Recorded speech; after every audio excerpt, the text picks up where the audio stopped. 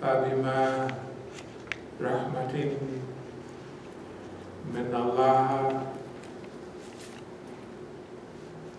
لنت لهم ولو كنت فتى غريت الكلب لا نفاذ من حولك فاكفوا عنهم واستغفر. I'll just read this part. It is a part of the mercy of Allah that thou dost deal gently with them. Wert thou severe,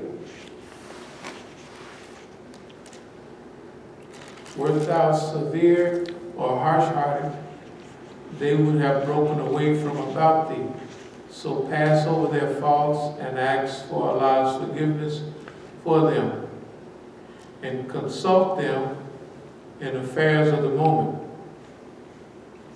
Then when thou hast taken a decision, put thy trust in Allah, for Allah loves those who put their trust in Him. If Allah help you, none can overcome you. If He forsakes you, who is there after that can help you? In Allah, then, let believers put their trust. This is the ayat. It comes from what we call the role of leadership in Islam, management, according to the Sunnah of the Prophet Sallallahu Alaihi Wasallam. There are many ayats, and we have several As-Sabiqun newsletters from the old days on management, on role of leadership in the Islamic movement, all of those, and this is the best ayat that gives you an idea about the management rule of the Prophet ﷺ. See, he had a style of management too that many people forget.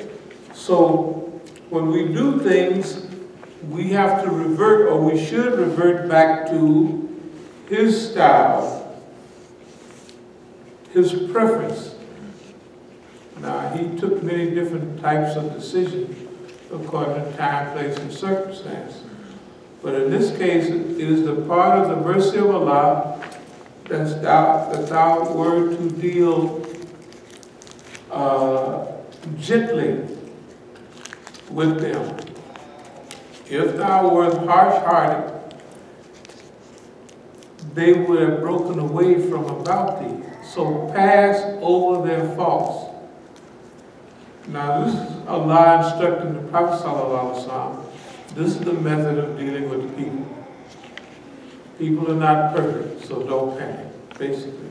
Can I ask you a question? Some ayahs in Quran deal with various different circumstances. Right. Do you know what circumstance that this was dealing with relating to that verse?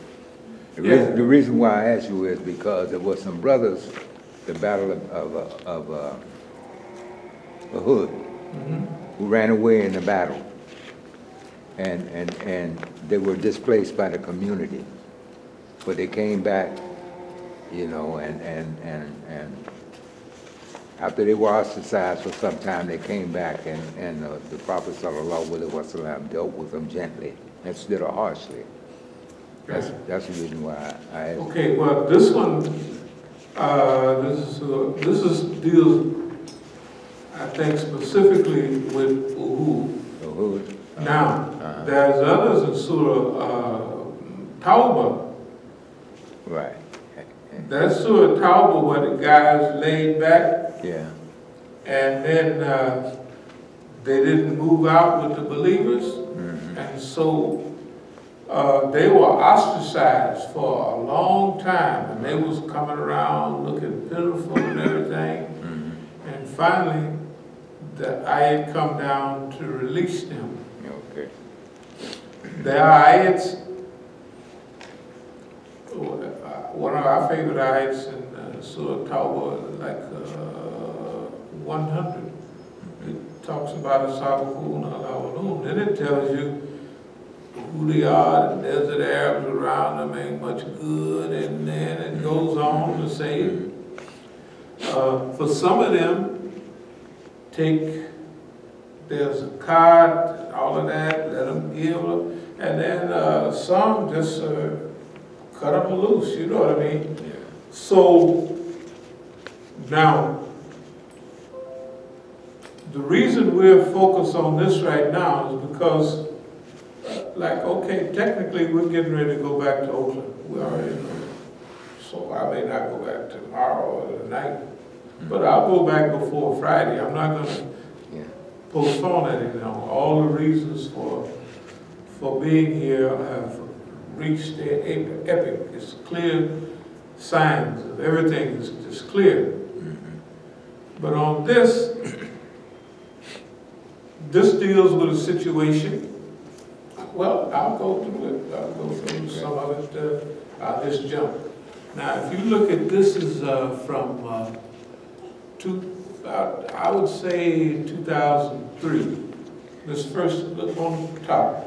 Now, the thing that's important about it is at the top, let's carry over from the left, it says why. It says policy, kindness, compassion. Help them move from informers and saboteurs to liberators. Now, I'm talking about, this is a little over a year after this one more mountain decline, where we have had our national seminar here. People came from California, all around here. We're here having a national seminar. Okay, at that seminar, it was clear where everybody was at, basically. Now, we didn't come with all this dreamy stuff, ready to go to the next stage. The community is on a roll. School there, school here. Each community is very popular in that area, in our area. We have big demonstrations here. This is kind of moving toward a light slowdown demonstration because it's 2003. By that time, the slowdown had set in from 2001, from 9/11. But you remember 99, 2000, all that before, people of Palestine, anything, they are on the road. Okay, now, I have these are notes that I keep. This is actually planning. Down here after 2/24/55 says sympathy. I am trying, committed, fortunate, no fear of the system, but I want you. I want your help. I want to, that's what I'm saying to the people. Up here I say that I want to change the people, that we're going to use kindness. No matter how crazy they are, we got a policy. Kindness, compassion. Help them move from informers and saboteurs to liberators. This is specific. This is talking about the basic whole community at that time. We want to help the people move. We understand totally where we're at. We're not guessing at it, or technically we never have been. So, down at the bottom, I have no natural killer instinct, not weakness, strength. Value people more than the goal. This is a reminder because I have a choice to move on these niggas. I have a choice, and I can do, no matter what they think, I know what I'm able to do. Up a few lines, you'll see algae, bathtub. This is not algae like a fungus thing. There's a guy named Algie. Algie was about number 6 in our organization. And Algie had messed up a little bit, so the number 2 man in our organization, and let's say the number 1 and number chief, we confronted the brother, we put him in a bathtub. It's his bathtub. And I said, fill this boy with water, go get me a battery and some wires. So I was going to put the wires on him and stick the eggs in the water in the bathtub. You don't kill him, but it'll have him, he'll get the Holy Ghost. It's a nice little shot, you know what I mean? So he looked, not at me, but he looked at the number 1 man and the number 2 man. And the way he looked at him, I said, all right, let the water out of the tub. We'll take care of him tomorrow or the next day. And then 2 days later, I said, take him somewhere. They took him and they called me 2 days later and said, man, Algie got away and he's in New Orleans. I said, sure he's in New Orleans. I said, because when I was looking at him, because there's some money coming up for him, and I'm going to, you know, the way he looked at them, let me know they're all in it. So basically the whole organization is in it, except me, because I had to do a little time in Santa Rita, you know, for traffic for 2 months or something. So at that time, people might have had a good time, but they had a good time one way. But while I was gone, it was just when we had struck pay dirt on another level. And shoot, I was making 10 times the money almost, but not 10 times, way up there. You know, so I said, what the heck? They messed up but a little bit. That's why I put life, people's life over money or your goals. That was it. That was 1969 or something. That was a long time ago. So I'm saying, this is a reminder to myself, we got a policy of kindness and compassion. Now, those days of kindness is undeveloped kindness and compassion. By 2000 something, we on a different level. And now we're on a totally different level. But when you move forward as an individual or as an organization, your organization have certain characteristics just like you as an individual have certain characteristics. Sometimes when you make moves, you may have to play, or you should play to the strong characteristics of your organization, not the weak ones. So I have to remind myself about these Negroes. That number 1, I don't have a natural killer instinct. I just don't have it. I mean, I fight when it's necessary or what have you. I don't do too bad a job. But as years have gone on, I've realized that I never did move on. We are the biggest organization and the strongest gangster organization in the region. We never even beat nobody up. Putting Algie in the bathtub is the closest we ever came. Now the organization always, you know, like young Negroes with power, they always want to, nigga guys line, Can we move on? I said, no, you can't move on nobody. Shoot, pay them $50 or $500.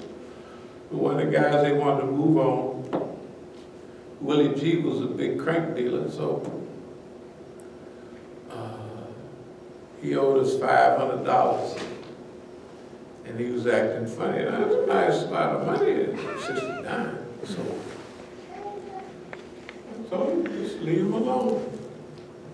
So he wanted a package worth $500 later on. So I took a $100 package and cut it 4 times and gave it to him. And he called me back, hey man, they called me Bunk Willie. I said, that's the way it goes.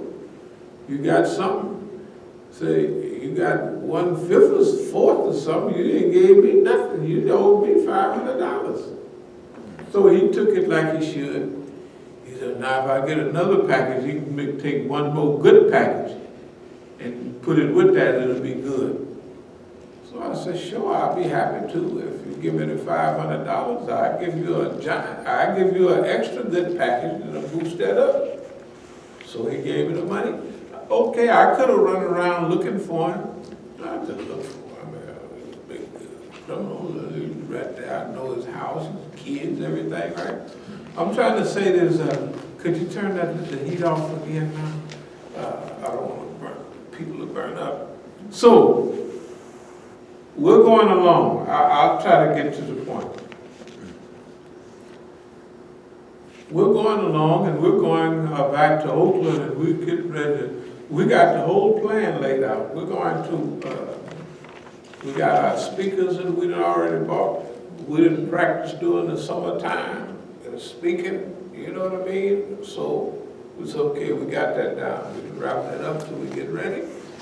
And then we got the newspaper, we got the bank, we got the federal building, we got centers, the specific centers, we got the people, we going, you know, all that is laid out. That's all just laid out.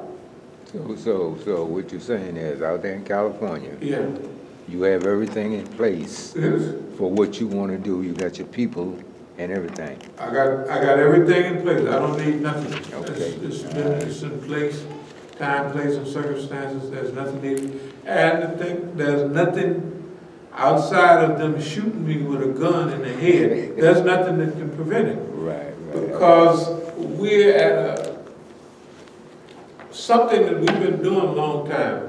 This is a beautiful book on organizational transformation, birth, growth, decline, and death. We've been talking about this.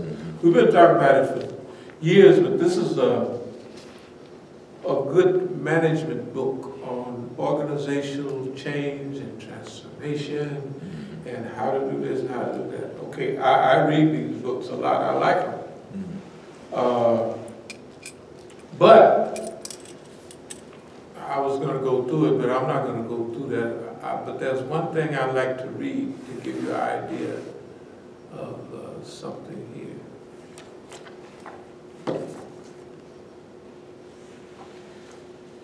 I call this Prepare for the Coming Explosion.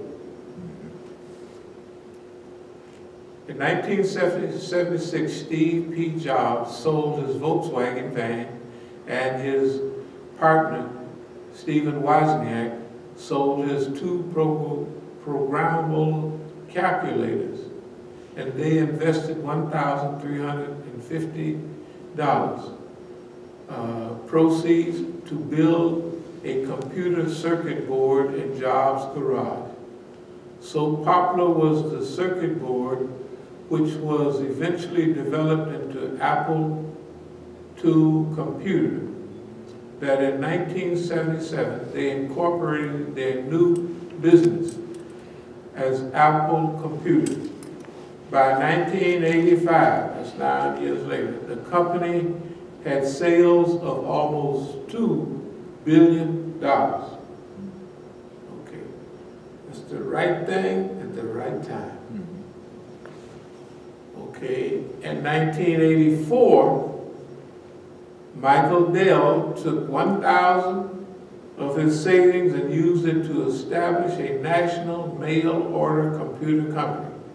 The Dell Computer Corporation. At the beginning, Dell worked with 3 employees around a 6-foot table, assembling low-cost personal computers. that were sold by telephone to customers nationwide. By 1993, that's 8 years later, his company had achieved sales of over $2 billion a year. Okay, now I've dealt the same way in dope. Like I said, when the thing kick in, bam! Like if you're moving around and your organization go through certain changes, then you have certain hits. Bam! You hit the right connection, the right price. Like at one time, I was buying all my smoke from Negroes down in LA. But I'm up in the hippie capital of the world. So pretty soon, I hit the white boys, and they got stuff coming straight from Mexico. And I had been buying kilos of weed from the Negro that was actually a pound, because the Negroes would cut them all, and nobody know the kilos of weight. They thought it was just a brick. If it was a brick, you know, in the old days, weed came in bricks, you know. So anyway, well, I was paying $100, technically a pound, to the Negroes and getting rich. Now, I'm paying $55 a kilo, 2.2 pounds, real kilos, and very good weed. No, nothing. The Negroes are so dirty, sometimes they would, for weight purpose, the pound they were selling you would weigh a kilo, but you have to take it back and tell them you don't want it. You know why? The Negroes would pour syrup. Yes, they would. In the weed, syrup is a liquid, takes up a whole lot of weight. So you put it on a scale. Yeah, anyway, that's a hit. That's just like Dell Computer. When we got a big operation going already, making big money, and then we hit a connection of white boys that their problem is they can't sell the weed. They got so much, they can't sell it. You know what I mean? They can sell, they got their regular people, but they're doing mostly marijuana because it's against the system and they want to get high. And they do it white boy style. The white boys smoke coming, big metal containers inside of a big cardboard container, almost the size of a coffin, like a small coffin. But it's all packed very neatly in there, all sealed up and everything. The Negroes come in a croaker sack or something. You drag it around the room and it falls all out. Bam! When that hit, that's like an explosion. That's like this type of explosion. Bam! We explode. Later on, another friend of ours, the #1 man in our organization, he moves back from LA to Oakland, and he has some white boy friends, bikers, and now I live right around the corner from the Hells Angels. Remember when we went around, and I did that on purpose. So Karima would say, I know that place, because she always talked about, and that's right, that's where I lived up here, and the Hells Angels, all of us had started having money, so we all lived right around Golf Links Road, you know. So, my partner in LA said, I got a homeboy down there, he got everything you need. We plugged into him, he had everything. I said, good God Almighty. I mean, as much as you want. It's another explosion. Explosion is when you preparing something and then, bam, you hit pay dirt, just like these guys. They hit pay dirt the right time. And 9 years, In 8 years, one of them went from $1,000 to turning over $2 billion a year. That's an explosion. You have to strap us, the white people, you have to strap them up, like to stop them from blowing up. They like, that's just like when you start selling anything like that. You can feel your blood pumping in you. You know what I mean? This is like a big deal. So, that's where we are now in the Islamic movement. We're right here. That's why I put it right here. Prepare for the explosion. Then we'll come back to here and we'll talk about many cycles. All these books talk about cycles, you know, organizational life cycle. It's just page after page. Organizational theory, design, and change. So we're organizing, we're placing our movement. Y'all don't have that one. This is just something I had. This is what I was going to talk about today until lightning struck late yesterday. No, it's been headed this way all along. It's not nothing new. It's just to allow you to go through all the options, and then you come back to what your nature is. If you're smart. If you're smart, you come back to what your nature is. So, organizational theory of design and change. This is talking about organizational structure. This talks about organizational transformation, birth, growth, decline, and death. This is talking about not only organization, but it's talking about all life goes through those cycles. You and I as individuals, we're born. We grow and get kind of healthy and strong, you know what I mean? Then we start to decline. Ain't nothing you can do about it. We used to pop back on our balls of our foot and pop straight up for Salah. Can't do it anymore. Ain't nothing you can do about it. Like he does. Like he does. It'll catch time to catch him too. Maybe not right away, but it'll eventually catch everybody. Yeah, it will.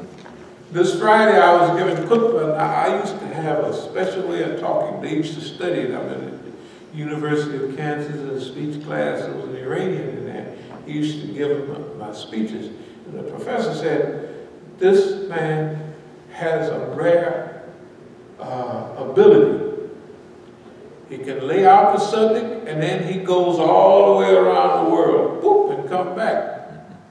Well, every now and then, I go out there and I said, boy, let me find out where the heck I'm at before people realize you can't lift as much iron. It was noticeable. Yeah, that's what I mean. It was noticeable. I said, wait a minute, now what subject was I talking about? I said, you could do that when you was young, dear brother, but you got to stick to the script.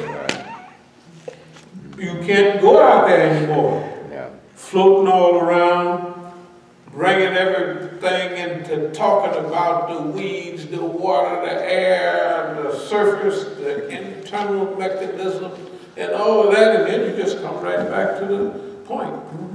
Well, you can still do that as long as you wrote it down. I'm going out there, I'm going to go 1, 2, 3, you got to number it. 1, 2, 3, 4, 5, 6, and you'll do that wonderful type of speech. But you can't go out there, oh, let's just jump out there and just watch.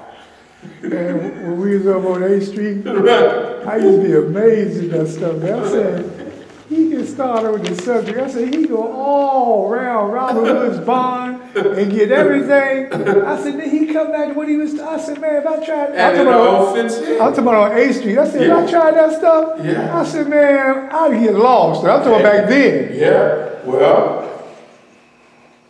organizations, individuals, countries go through the same policy. They're born. They grow. Then they start to decline. And then they die. It's nothing, this is the process. Okay, so now we have cycles. This first page is talking about a cycle. It's a cycle then. Okay, but I'm reminding myself, no natural killer instinct. Why do I have to remind myself of that? Because when I go to California, this time, before I go and make all the records, I got the records for the bank, I got the records for the Zionists, I got all that stuff. But the Negro, I'm going to follow what the Quran says. Don't be harsh-hearted with niggas. Cover their faults. You know. Trust in Allah. I'm not going to take no advice from him. But I'm going to talk to him. You know why I'm going to talk to them? Because they came to where they are based on what they were involved in life. They went to school. They told them, well, you're at Howard or wherever you are, hey, you can, Negroes want stability, regularity. Right? They'll tell you any minute now, don't go for one of them big companies, they might do this. Go get you got a good degree, go get a government job. Pretty soon you'll come to the top. You won't get rich, but after 25 years, you're going to be making $100,000 or something. I mean, for a Negro, it's not bad. And they got more FBI recruiters at Howard than they do at Harvard. Because ain't nobody at Harvard going to join no FBI, right? I mean, later on, they're going to be the director of FBI, but ain't nobody at Harvard going to be an FBI agent. Yeah, ain't going to be FBI. What do you remember? My dad is the Google monster, and you want me to join, be a foot soldier, go out and carry a gun, maybe somebody shoot at you or something? You must be crazy. But a poor man like Giuliani, he'll go to a common state school, and to him, that's a big deal. Or the Negroes and the attorney generals now, you know, that's after going through the system, proving themselves. But ain't no white man gonna go and go through all that mudslinging, you know. Anyway. I'll go to the next page. It says Wahda website. Cooperation, fitna prevention, disarm enemies of Islam. Produce an environment for unity, cooperation, and focus. This is way back in 2012 or something. But you can see this is number 41 or 42. And what do we want to do? Produce an environment for unity, cooperation, focus. You know, Islamic human potential movement. We want to put resources, human and material, at the service of God, man, and the earth. Show how by example. 42. Oppression expands or constricts your vision. In our case, it expands and proves direction to complete transformation. Not reform. And then you have global system. We don't want to reform. Right? Not partial, but complete. See,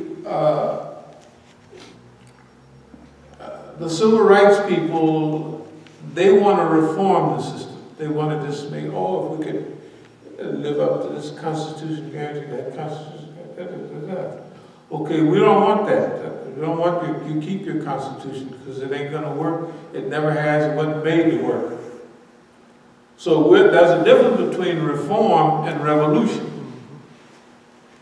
Well, let's call it evolution. Okay. These are all outlines that we got. You can see that's number 42. I am playing the exact part in life which I was raised for. So this is a note to myself. I'm doing exactly.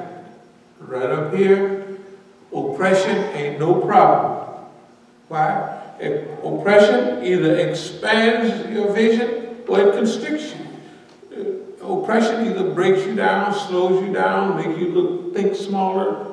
Well, instead of wanting the whole world to be better, we will work within the system, and I'll get voted into the city council, and I'll help put some in the street, whatever, speed bumps, and right? It constricts your vision. Or oppression expands it, makes it bigger. Okay. This period, we don't even think about impossibilities, or we just think of this thing that we're getting ready to do as almost complete. That don't mean we're lazy or we're just going to do it half-heartedly. No, we're going to double and quadruple up because we're studying all the time. We're not going to repeat the historical mistakes that other people make and that we could make ourselves. Like one of them has a letter from the Imam. It has in there that every so often you have to come back and review your own behavior, review your goals, your aspirations. Are we still on course like we set out to be? Is there any new elements that we need to incorporate? You see what I mean? You have to do that, or you should do that. Because anytime there's movement, there's always the possibility of drifting. And just like Maulana Maududi had a beautiful graph on the Sirat al-Mustaqim, he had two lines way out here, and he had the Sirat right here. So people don't just go straight on the Sirat. They go wobbling toward. And you do too. Yes. And plus the Shaitan said he gonna be on that path waiting on you. He gonna make sure. That's what he do. It don't make the gravity gonna pull you. The environment, if you're out on the ocean going, the waves gonna be working on you. The wind, right? The natural environment gonna try to pull you off course. And then your own makeup. Now, what the Quran and Hadith does is it make you a better you. So you have to study yourself. So these notes are not to nobody else. These notes are to me. I'm reminding myself, because this is an honor to be this. I am playing the exact part in life which I was raised for. We accept, 44, we accept the challenge, opportunity, mission, produce an ideal world. We doing just what this is about 2012. Before you move on, yes. go back up to WADA website. WADA, yeah. WADA. Website. In regard to, okay, this is a note to yourself regarding cooperation, fitna prevention, and disarm the enemies. How would you go about, who are you cooperating with? We're cooperating with the people that we incorporate, that we join with. Okay, you don't have to do these notes that are several years old. You may not do those things on that exact date. You may have to That's where later on you will see about sovereign patience. You may have to wait 10 years to do that, but the basic concept is wahda, with unity, cooperation with the people who are moving in our direction, as many people as possible. People who are on the same level that you are. Not on the same level. This is not bragging. It ain't nobody on our level. It ain't no bragging, because ain't nobody had the fights. It's not, no, if they don't have the fights, I don't care how good they are, how smart they are, what school they went to. If they don't have the fights, they don't get, you get to where you are by the fights that you have. If you're a champion, okay. All the people that claim to be champions of Islam, if they ain't never, they don't go to jail, the FBI don't bother, don't nobody undermine, then they're not no champion. They're a champion to the Islam people. They're a champion, that's good. But they're not no champion, because they ain't had no fights. She's saying that's an outline, the outline you're talking about right now, Right. it's for a protracted struggle. It's for a long-range struggle. Everything is so that's the key. That's the foundation for it. I got you. Now, some of this already happened. Not the ideal website or the ideal cooperation, but some of this has already happened. Fitna prevention, our existence have prevented a lot of fitna. Oh, okay. Just our existence has prevented wholesale fitna. If we wasn't here in America, it would be a prostrate, everybody would be in sajda. But to the Zionists and the Americans, they're already in ruku. They're trying to get there. But we just there snatching their prayer rug, you know what I mean, moving the Qibla. They're facing the White House. We go and snatch the White House out of the way and, you know, mess up their direction. They still in ruku, but they look up, oh, there's not the White House. Where's it at? And they try to find the direction. No, we're having a good time doing what we're doing. We're not oppressed anymore. Produce an environment for unity, cooperation, and focus. Okay. Islamic human potential movement. Put resources, human and material, at the service of God, man, and the earth. If you were familiar around 2011, 10, 11, a lot of our programs related to how we wanted to influence the direction of change, not control. Because as you mature, you don't want to control people anymore. See, when you're younger, you want power to control. You know? Okay. Now, yes. I'm going to go back up there real quick to number 2, yes, where you say fitna prevention. Right. This is where design fitna comes in. Yes. Because you said it a long time ago, most people, just the majority of people, try to run away from fitna. Right. And that's not what you said. You said, when you see fitna, go give it a big hug and give it a kiss on the cheek and embrace it and design that fitna, since it's coming anyway, for your benefit, the benefit of the Saboteur. That's what you do. And nobody's thinking like that. Okay. Nobody. You know, we have a Star Trek thing to go beyond where anybody. Okay, no. Yeah. We've already done it. Think about Islamic movements. How far do they get? They don't get nowhere. They haven't gotten in. They quit too soon. It's not their fault, but they get one blow and they quit. And they mess up all the people and they all run away. They done ran away from us 5 or 10 times. We ain't ran them away. They just pack up and leave. You can't stop them from going. Everybody else would quit, man. I looked at all the movements, and the whole idea of what we're talking about is long-range struggle. And I'll mention the name. I talked to Imam Jamil specifically about this stuff. His saying was, anybody can fight, but everybody can't win. That's not the Islamic principle. If you fight, fi sabilillah, you can't lose. That's right. And I'll take that back to something we said on one of the notes 2-3 weeks ago about we may not win, but we can't lose in this struggle. Okay. But the other word I didn't put in there was success. See, winning means one thing and success means another.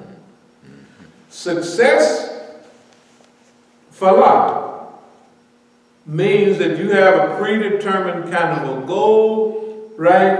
And you're successful when you move toward that goal or you reach that goal. For us, success is doing what we do. If we're maintaining our direction in America, we are successful already. Now, winning usually means I'm the number one guy, I got a medal, got a gold, not a silver, I'm the winner. Okay? This was a colossal mistake. It's simple. It's a colossal mistake of our brother. I said, you can't pull it back. Allah says you will not wait, He will not waste the efforts of the believers. There's several places in the Quran. So that anybody can fight and everybody can't win. I mean, anybody can't, comes from their struggle in the 60s. Yeah, you got just getting ready to say the same. Yeah, no, he had that mentality. I kept telling, I said, generals fight the last war over and over again.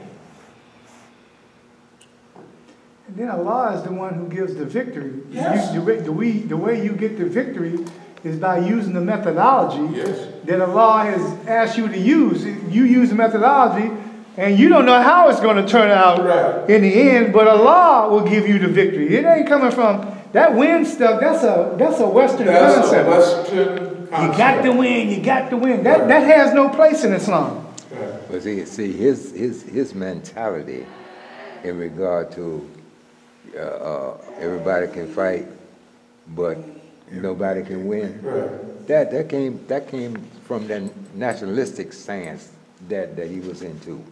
Right. You know, it came from that nationalistic, and you when you there and you come into Islam, and I respect the brother a heck of a lot. No, I respect him. I like him. But you got to go past that. That also came from his education. How he was educated. Yeah. I mean, and that's what happens a lot of times. People are Western educated. They don't have any idea how much of an effect that has on their thinking when they come into Islam. You got to get that thing on an Islamic vibe. Right. Or what Islam says and how to follow that. That's your methodology. Not that stuff they do. It's a lot of us.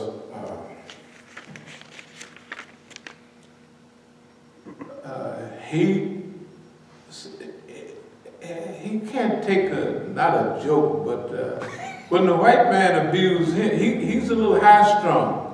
So it all affects him different. Now the white man, I done fought the goon squad, man. I've been drug all over the floor all the time. And I don't never stop. In those days, now I wouldn't fight them because they come in with shields, body armor. I was going to fight the goon squad. Hey man, just take me on. I'm ready to go. Because there's no sense fighting the goon. You know what I mean? The old time goon squad, in the prison, the lieutenant would blow the whistle, and all the big fat officers and the skinny ones, all of them come running down, and they grab you, and you could fight them. I used to fight them, and then I would double up like this, and they would be beating each other to death. They'd be so mad trying to kill me, I wouldn't even be hurt. Finally, when they dragged me in, I said, glad that's over. I wouldn't have a lick on me. They'd be beating each other to death. But now the goon squad is too well trained.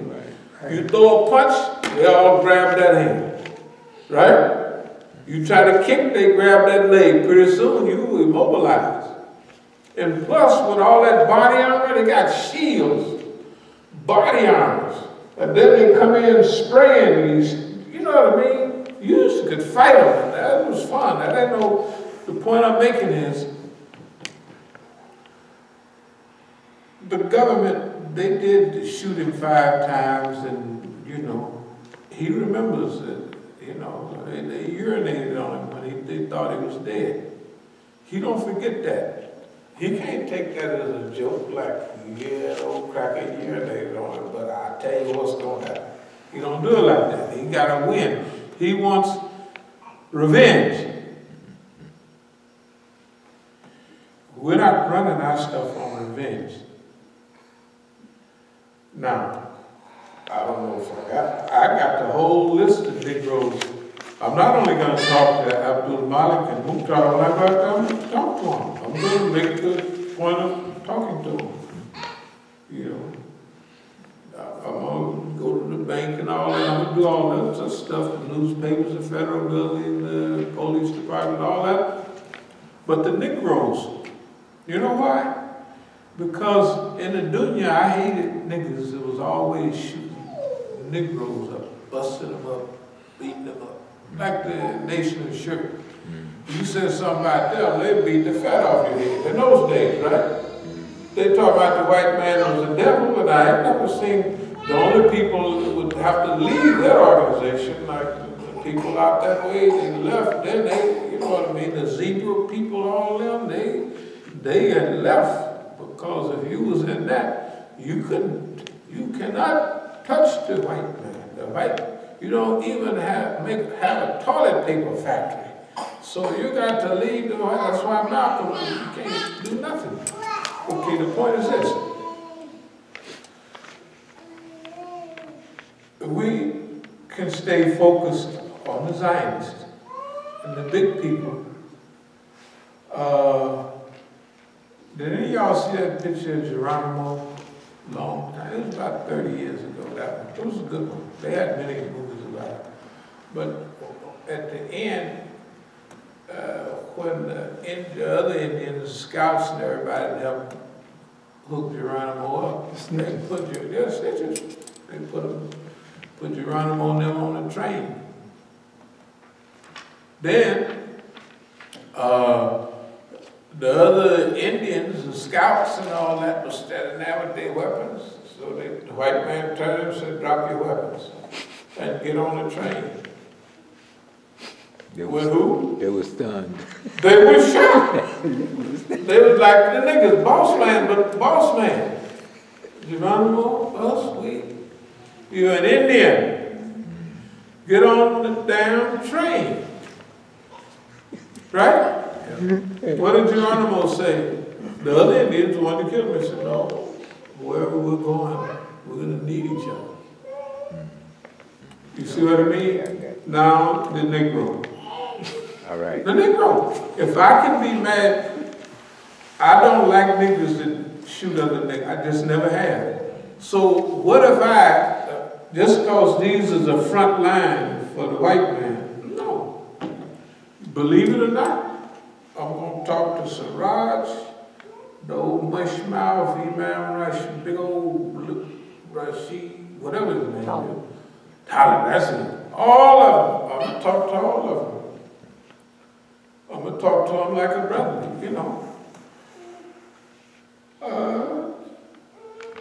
That relates back to the first page that said, basically it says kindness is not weakness. Yeah, I don't have the killer instinct. And you know what? The people used to mess with our organization before. We were 10 times as strong and we could snuff them out just like that. But we never did. Why? You know, technically, I thought it'd be unfair. Them dumb niggas talking with his mouth. And this is a principle of any spiritual art. In martial arts, when you get up past 3, 4, 5 Dan, you get up there and don't talk about 10. When you get way up there, somebody mess with you, you run away from them, leave them alone. The better you get, the less you would hurt somebody. But don't get nobody just got in there and got all the stuff down. He'll break you up. Yes. We used to work out sometime down there where the school is on Minnesota Avenue. Right. And one of the brothers that was with me when I first took my Shahada, Right. he didn't believe none of that stuff. You know, and you could see it. So when I squared off with him, I could see that he didn't believe that, but he didn't have any idea of what I was capable of doing. Right. And I wouldn't do it. Because it's like, the reason I wouldn't do it is because I knew that there was nothing he could do to stop what I was getting ready to do. So why would I do that? I mean, that's just taking advantage of somebody and you know you can do it. That's just not a good way to be, man. That's not me. That's why I can understand what you're saying about no killer instinct. No killing, no. But I knew a whole lot of other people that do it in a heartbeat. Yeah, okay, that not a killer instinct to not be, it's kind of moot. When you get older, this Jesus stuff gets to be serious. I'm telling you, man. I said, good God Almighty, you mean I gotta go hug them niggas and bad guys? You see what the ayah said, didn't you? Well, okay. That's what it says, because that's the way you lean anyway. Now, if you were to turn the clock back 20-something years when they used to come around, I'm telling you, I had me an iron pipe. Yeah, I used to work Negroes over. I wasn't trying to kill them. I was just putting the fear of God in them. And they got it. They got it. That's the question that I need to present to you in regard to going out there dealing with these Negroes. Right. It's got to be, okay, we're talking about being kind and sympathetic, but it's got to be an opposite to that to make this situation straighten itself up. Okay, no, it's already straight. That's defeated. I don't know. That we've defeated. No. That's been, look, we arranged that. It's hard for people to believe, but if you were here, you would design fitna.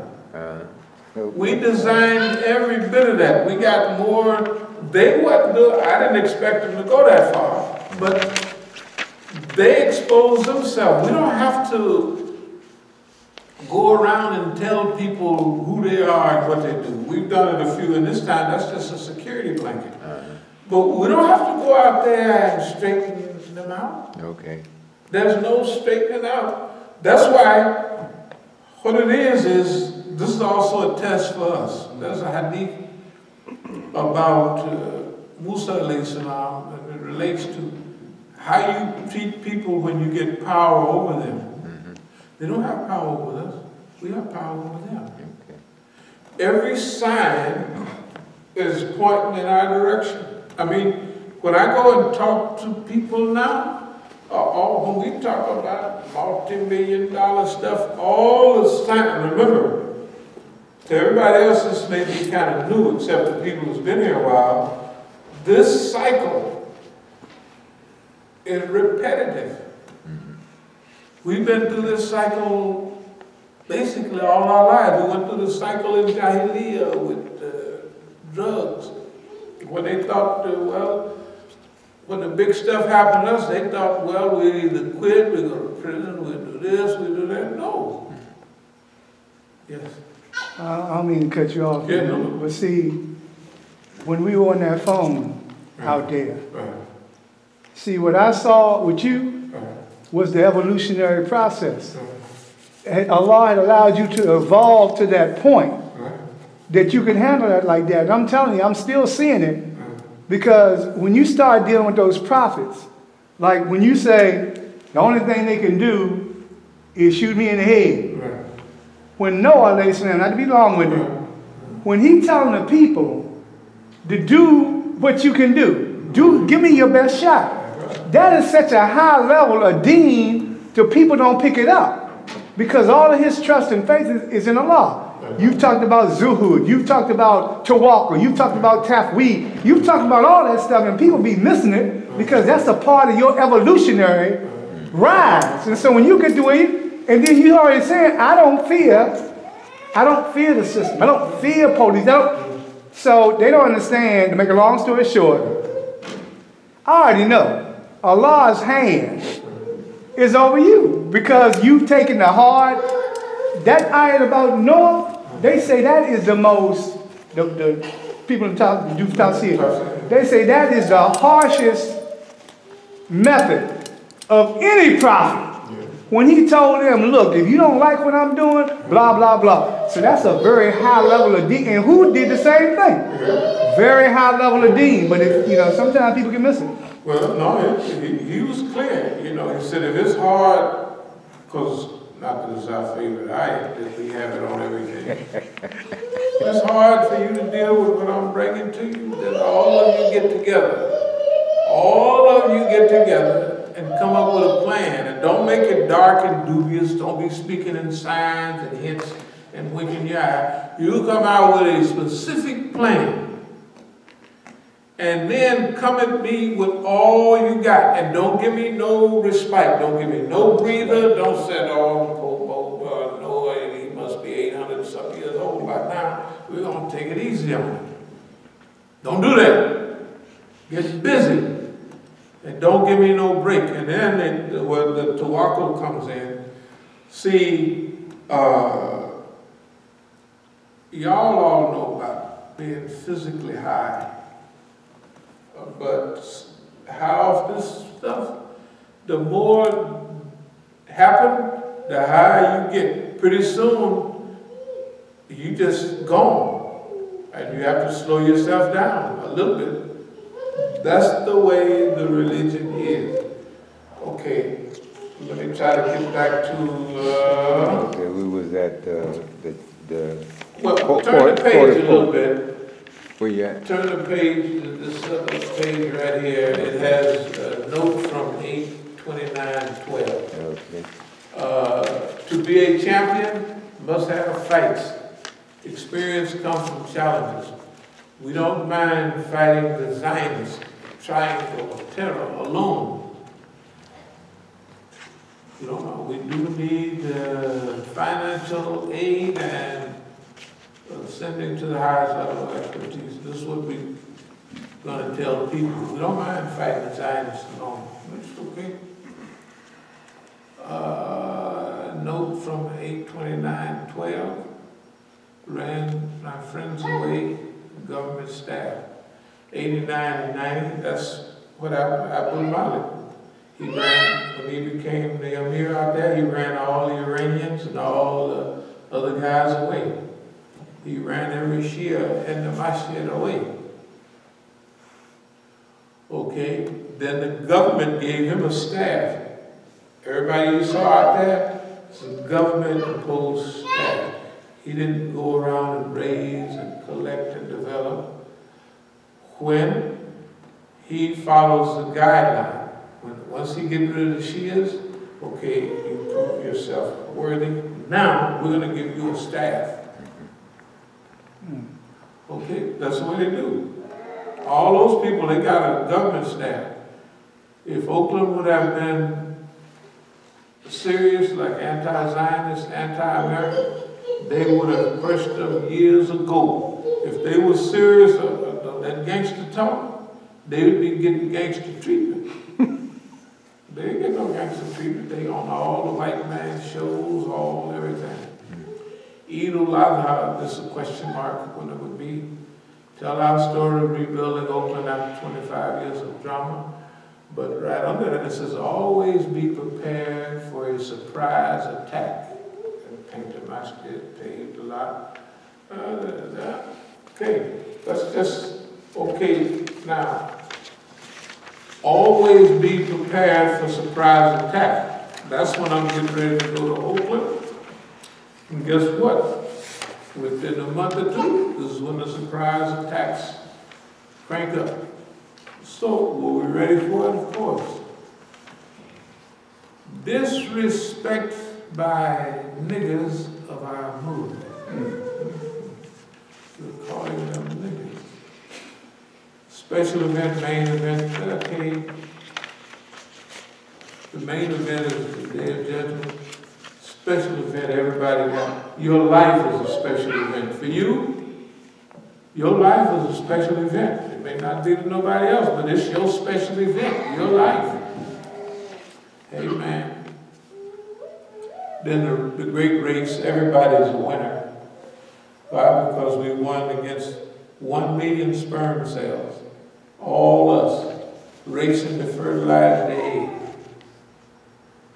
So you ain't gonna never get in a race with 1 million people and you win, right? 1 million people, very rare. But you already won, you was born a winner, that's what we're talking about. It's just, now, disrespect our movement by sellout niggas. Abdul-Malik Ali, sabotage, undermine, Siraj, pacify, substitute truth for falsehood. Jahari Abdul-Malik, I'm gonna go and talk to him too. Lord have mercy. Yes, and I don't like Jahari. I don't dislike Siraj and them, they just funny Negroes. I don't dislike Abdul-Malik. I dislike, personally, I don't like Jahari. He's just funny. We have all the wonderful programs at Howard. Howard is a neutral, and everybody will come because it's neutral, it's not at the Masjid. Yeah.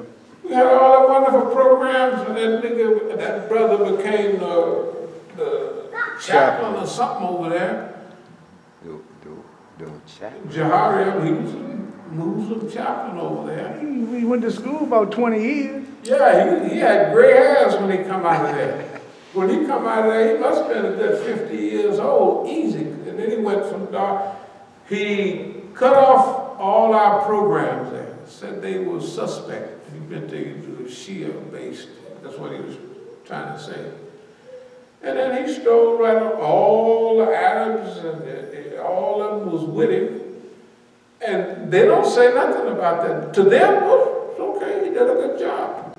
They don't say, why would you interfere with neutral programs that involve everybody?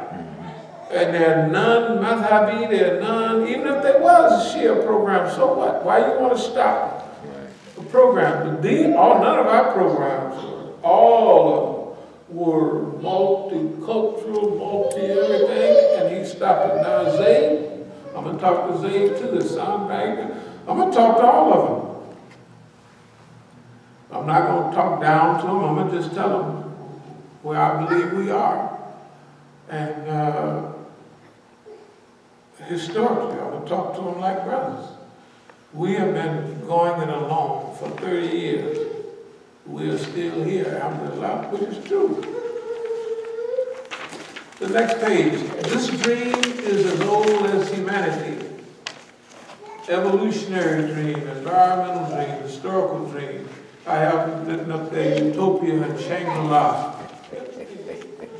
One More Mountain to Climb talks about that a little bit. What it says is, nearly every society and every group of people has developed or inherited some vision of the perfect or near perfect state of being.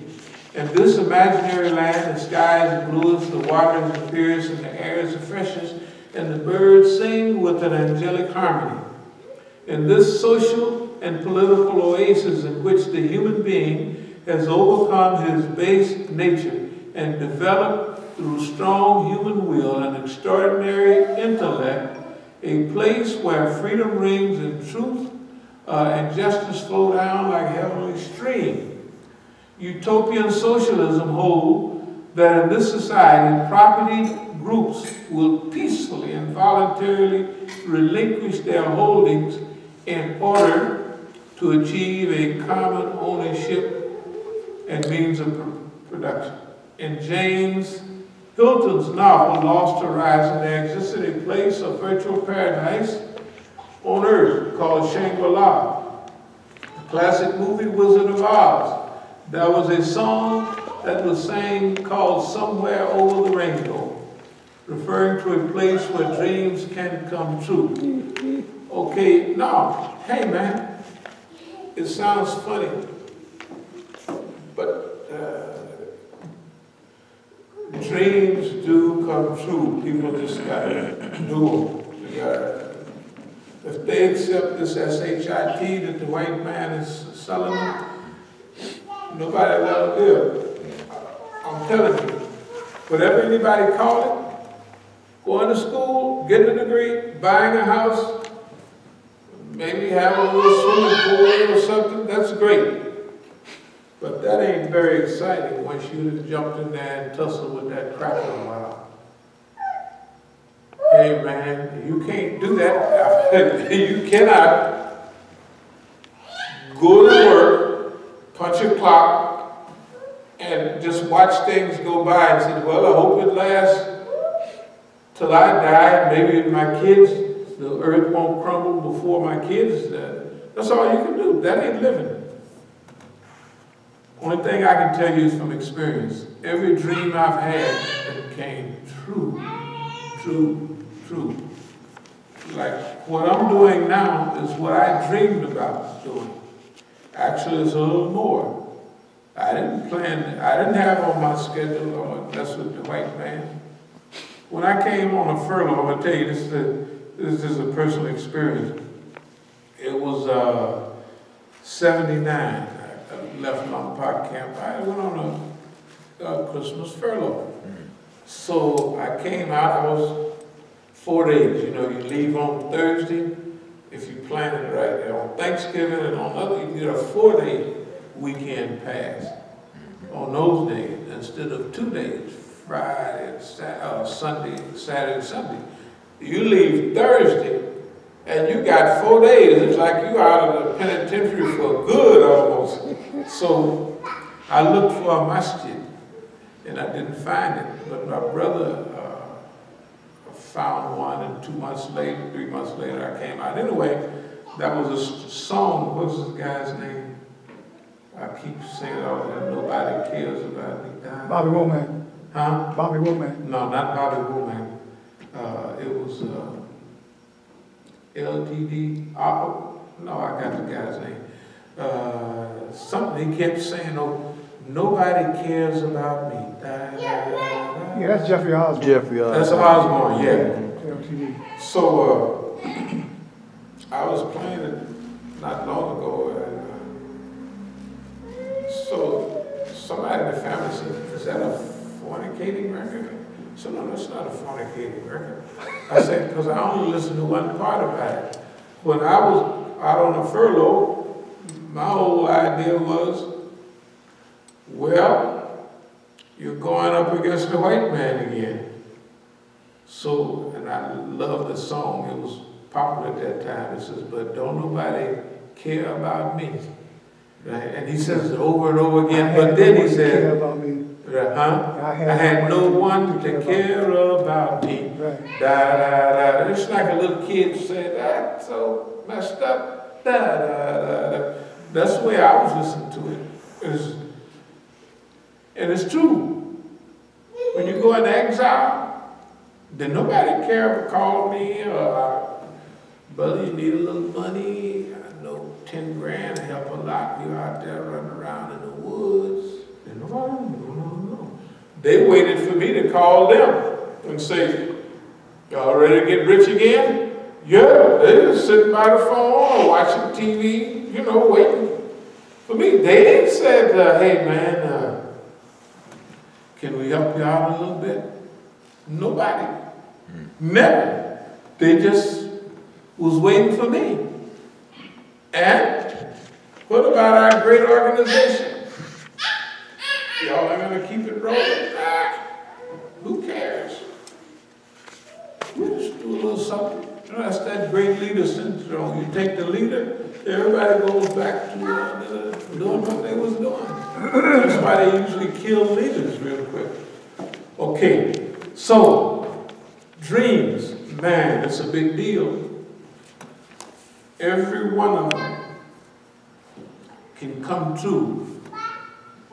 When we look at the world, we can visualize the world we want to live in. The world that we want to live in is different from the world he created, right? Utopia just means good place. That's all it means in Greek. It means good place. So, right down here we got at this stage of human development, man has failed the dream. They didn't fail. What I'm saying is people have been dreaming about a good society since they could dream. since the beginning. Okay, prophets came along every now and then, you know, to hook them up a little bit, but they didn't usually last that long. Now, we are different than everybody else as Muslims. The communists have never had a pure communist state ruled by Das Kapital. Democracy, they said in 1776 they won the war, 1781, something other, 1789, they brought the Constitution in, 1791, it's all ratified. But have you ever seen any democracy? No. Hardly nobody else did either. The Indians didn't get no democracy. Mexicans sure ain't got none, and they stole all the stuff from them.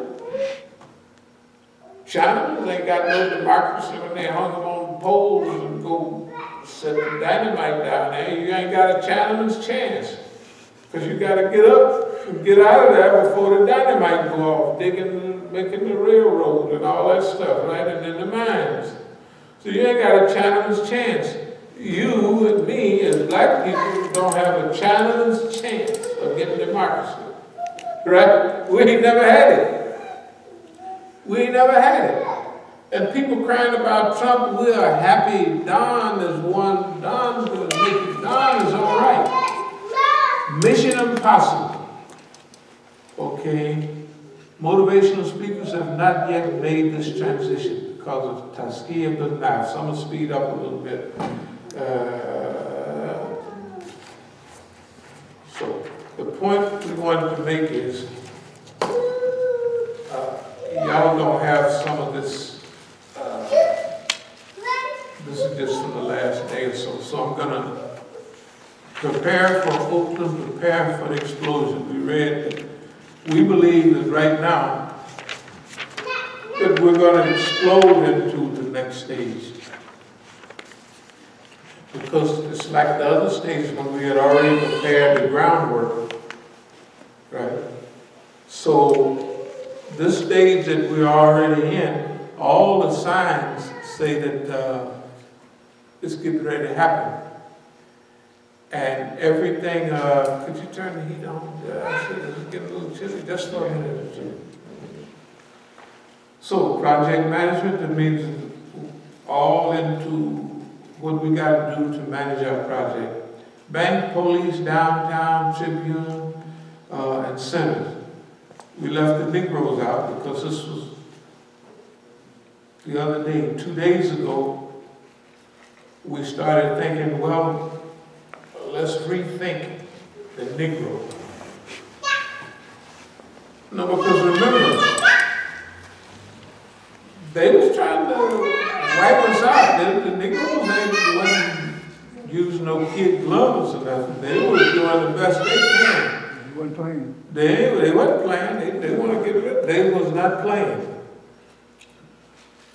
But see, Star Trek, go beyond where anybody else has gone. We've already done that, but we got to go way beyond. To boldly go. Boldly go. No, that means nobody ever said, turn back to the Negroes and said, look, Mr. Negro, we all in this together. Right? Also, we've had a victory. This is every time they come against us, we win. We succeed. Let's call it that. Success. Just because, okay, all our places are not rented and filled in our school, that's not a loss. We just thought it's better not to do that right now, right? Because we're doing the same thing in another way. If the property in Oakland, if they did all the stuff out there in Oakland, they did what we told them to do. That's why all of these things talks about structuring a movement or organization that can bear up against the changes in the environment? And also, can your organization not only survive in the environment, but can it influence the environment? Of course, they say control the environment. We don't want to control, that runs you crazy, trying to control everybody. We want to influence. Who's to say that those Negroes, our Negroes, are not human beings? They human. They human. I'm telling you, no. What I'm saying is, throughout history, you have to play to your strong side. I've been double-crossed all my life. When my son was in the pen in California, Brother Farouk, one of the old-timers, showed him the paperwork from a ride in 1964. And it had my name on it. He said, all of us went to the hole. How the heck we get in the hole? Somebody told on us and had us put in the hole. They the ones who started the ride. They the ones that was fighting. They the ones that was doing this. They took iron power from the white man. And all of a sudden, okay, Reed, roll it up. Oh, what I'm doing? Don't you worry. We got a good place for you down in the hole. Okay? If you've been at Target, anybody in Oakland, anywhere else, can get any case they want off of them.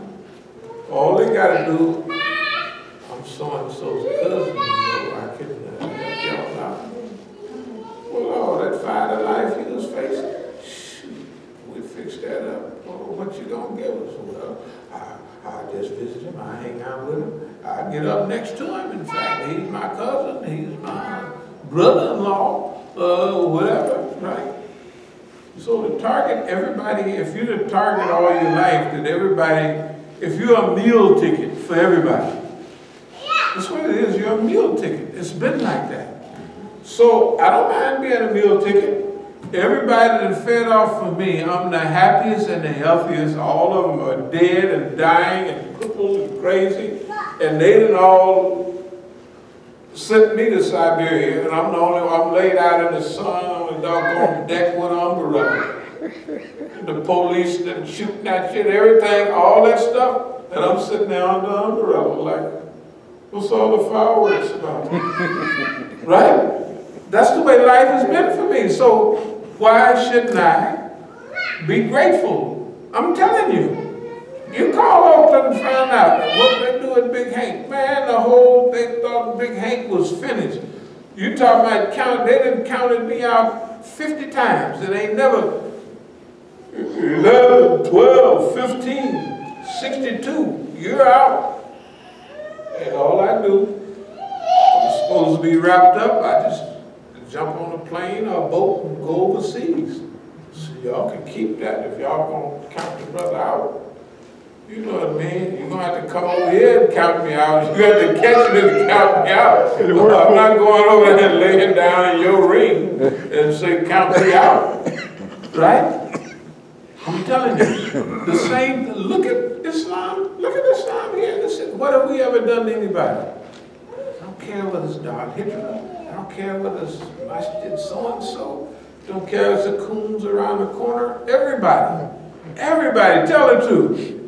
Everybody got something to say about us or throwing stones at us, and we ain't did nothing to nobody. We ain't went to nobody's joint and did nothing to nobody. Never. Right? And we still here. We look at the class we have. Ain't nothing wrong with us. We actually have more money than they do. If that's and we definitely have more property than the way they do. And they got a dirty tax on us every time we look up. It's a secret tax. Here's a secret tax. I just paid one last week. We went over there. There's nothing else. There's $3,000 tax. How you get $3,000? The lady don't pay it. She says, how could you get a $3,000 tax on, a fine on yard stuff? That's what they do. So here you go. How much is it?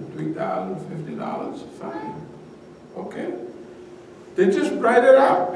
pay it or they'll take your property, to put a lien on your property. It don't make no difference. Philadelphia, they do it all the time. The people in our organization help Mukhtar. I told them in 2007, 8, they didn't cut the grass or something, or claim they cut. I said, they ain't cut no grass on that date. I was, go down and check it out in the city and solve the problem.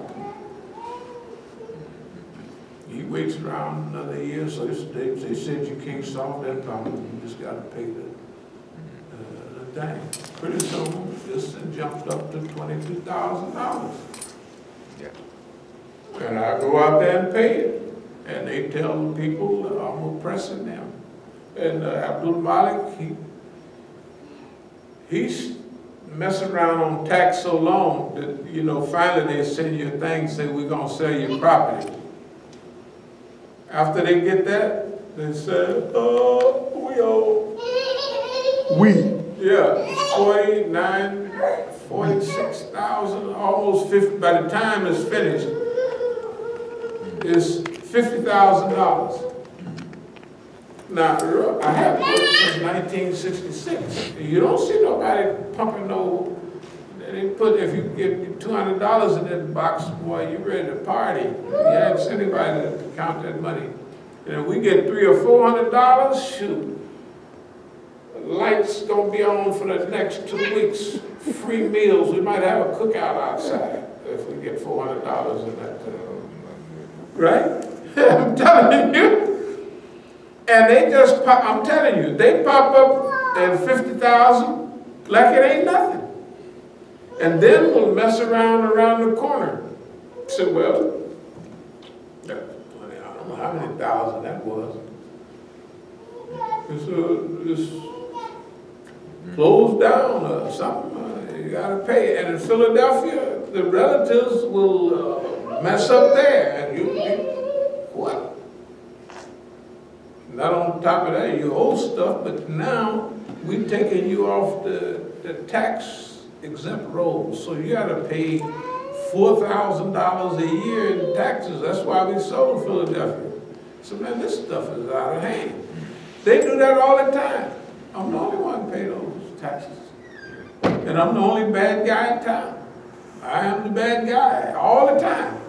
Okay, if you don't have a certain attitude about that, you won't do it, because people are still stuck in, if I do you a favor, I did y'all, why y'all do me like that? Ain't right.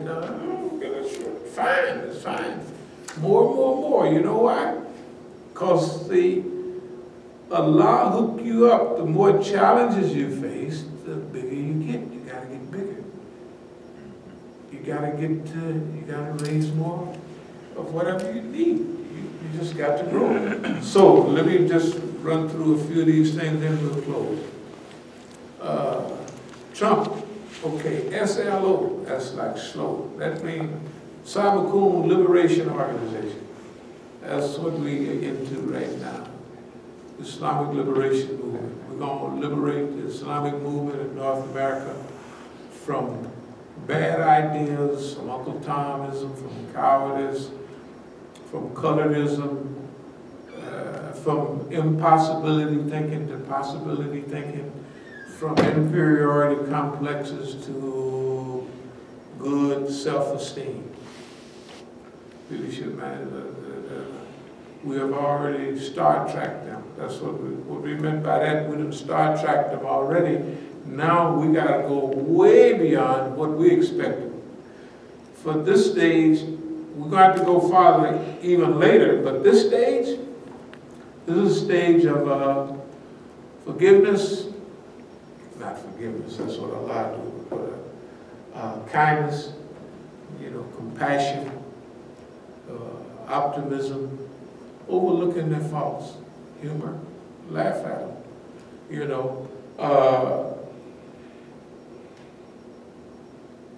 if we followed the standard, I don't believe we would get much farther.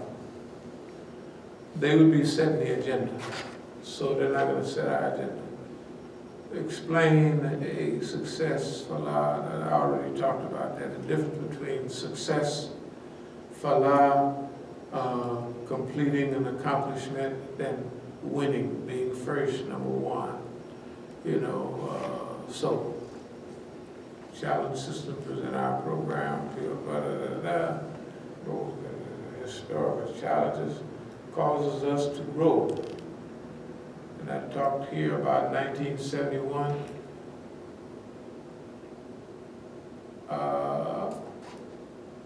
We had to grow. We exploded, we grew. We left the country, went all over the world. And when we come back, not only we left rich, but we came back richer. Of course, they mess around with you a little bit, put you in a crazy house and stuff like that. But hey, you got to be able to deal with the old euro. 1980, 86, cycle within cycle. All of these are cycles. Growth, you know, expansion, birth, growth, decline, death. The longer you can improve your system, the longer you stay into the cycle of growth. And we're still in a growth cycle. Our bodies is not still in a growth cycle, but intellectually and spiritually, we're still in a growth cycle. Bigger challenge, obstacles, bigger, better, you must grow to overcome. Okay, falah, to strive, prosper, become happy, that's what the word means. To have luck or success. Falah, thriving, prosperity, salvation, welfare, success, and lucky. Okay, so I'm gonna try to, I guess it's getting a little late up there, Press TV, oh yeah, Press TV, they did call a minute ago. I told them, no, we got a class to do. So, that's basically it. We're gonna, in this road of Islamic movement, we want to go basically on the highest level. And that means kindness and forgiveness over getting back at people. So that's what we headed for in Oakland. That means no matter what they do, we're going to give it a try anyway. And then we got plenty of time. Are there any questions or comments? I know this is a big mouthful. So, if not, we can close with Walas, Bismillahirrahmanirrahim, Walas, Inna Linsana Lafi Khus, Ila Ladina Amanu, Wa Amilu Salihat, Wa Tawasaw Bil Haq, Wa Tawasaw Bis Sabr.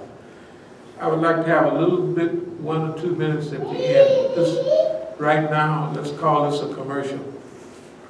What we were going to talk about was role of Islamic movement, and we have the newer version, role of Islamic movement, and that's what we were going to talk about today. It has a lot of beautiful stuff in it, but the original role of Islamic movement, now there's more pages, I just copied a few of the pages out of it, and this is from August 1997. Now, this is Sakina's baby footprint on this right here. And I put this on this, we way off into movement at that time. Role of leadership in the Islamic movement relates to what role leadership plays in developing the Islamic movement. And for the last several months, we've been trying to conjure up the curriculum, you know, for the classes on strategic management under conditions of repression. College of Islamic Movement Studies. You know, Strategic and Islamic Studies Department. The curriculum, guess what? We got the curriculum already. Already written, signed, sealed, and delivered. As soon as I started going through a few of the things, I said, good God Almighty. The reason I can't come up with a curriculum is because we already got it, dummy. Remember, all the subjects, management in Islam, Muslim brotherhood, from campus to community, anything, ayats of Sakina, you know, and all that mission and movement, revelation and revolution, all of those things, stages of growth in Islamic movement, anything you can think of. We have 15 years of well-researched writing. And I put this on here because before kids come along, you got a solid mass of time to think. You have no interruptions at all. But I put Sakina's footprint on there because as soon as the baby is born, as y'all recognize, all that private time for me is gone. Goodbye. So I just put this so whenever I would see, you know, no, it's true. It's all that me is gone. It's him. And if there's another on the way, it's them. That's it. And so I just put it on there. I said, man, let me see. I got a space. What should I put there? I looked around, and there she was, just sitting there in a little basket. And I said, let me tell you know where you have your ink pad? I took the ink pad and said, put it on the back, and there it is. But Islamic movement, man, these articles are so well researched. Like now when I'm writing something or looking for an ayat, I go back to, let me see, what was that? You know, you gotta go back and where you used to just pop to everything, just like that. Start reading these articles, and I said, man, you have to put research upon research. Every article that pertains to exactly what you want to say. I don't have to go look for nothing. Just look for the articles on that subject. And that's it. So, this is going to be a very good time and a very good period. And we really look forward to developing Islamic movement that fits all the criteria, that has all the long-lasting properties. Do you have a, can you look up something on your telephone right quick? Yeah. It's called TriCaster 455. TriCaster 455. You know our brother that was here, our brother was here the other day. You know the dark-skinned brother that's sitting right there that's been around for decades. He's your friend especially. Maybe he's out in Gaithersburg. Oh, he's a Monak man. Yeah. Oh, yeah. He showed me, he said, man, if you want to stream straight on to the he popped open the trunk and he had this gadgets, you know. It's called TriCaster 455. He said, you can broadcast to the world. With this stuff, does it start to pop up? Yes, you can stuff on it. What is it supposed to do? It's a mini recording equipment. It's a manual. There's not too many hits on it though. No, I mean, can you get up TriCaster for what it does, the machinery? That's what I'm looking up now. It has 3 or 4 cameras, but we could use those. It has the stuff that, this is the name of the system. Okay, yeah, okay, then that actually makes sense then. it does say it's some type of recording system. Is it a broadcasting system? too? Yeah. That will come under Google, right? Yeah. Okay, well, that's what it's supposed to, he had the gadget, he had all the gadgets and stuff in his trunk. He said he was doing it, and it didn't work out. You said 455? 455.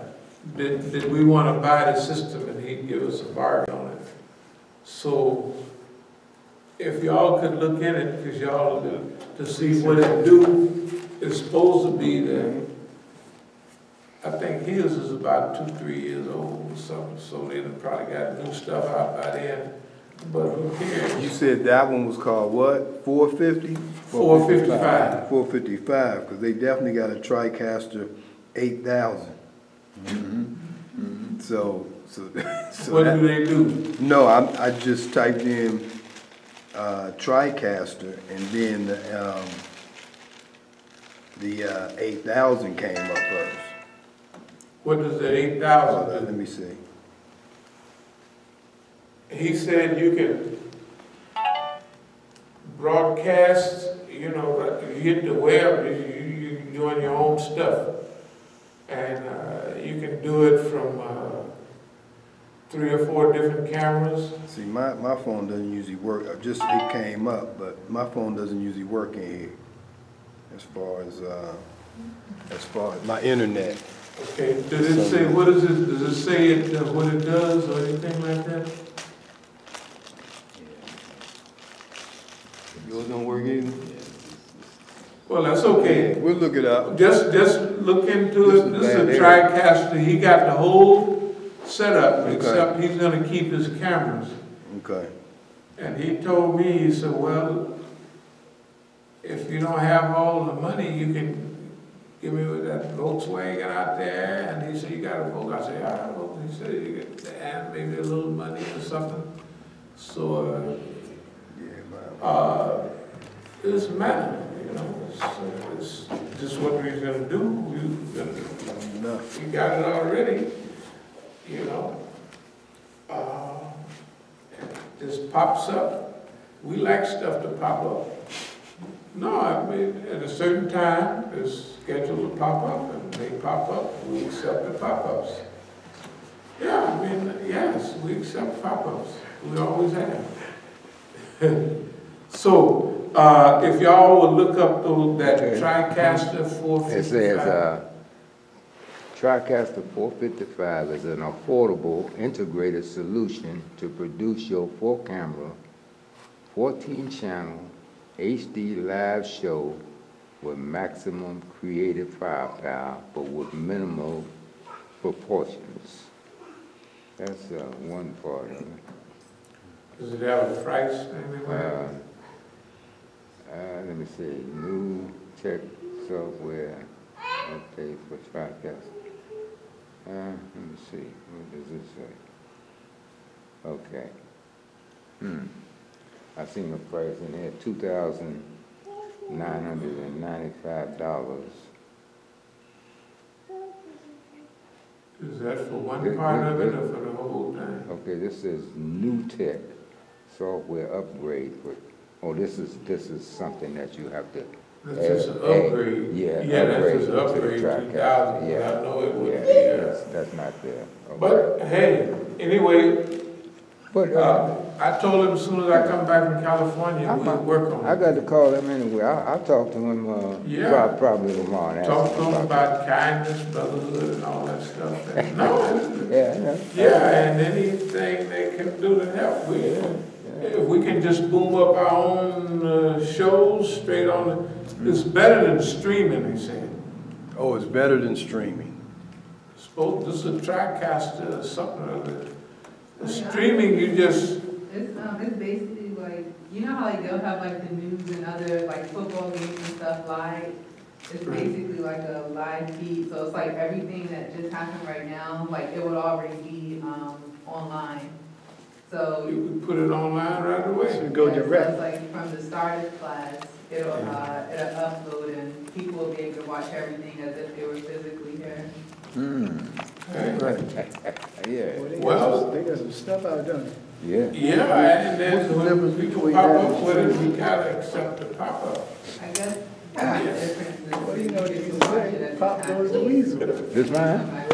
Yeah, you can have those there. Okay. So, we close with, well, yeah. So we want, you can turn that off now, yeah. So how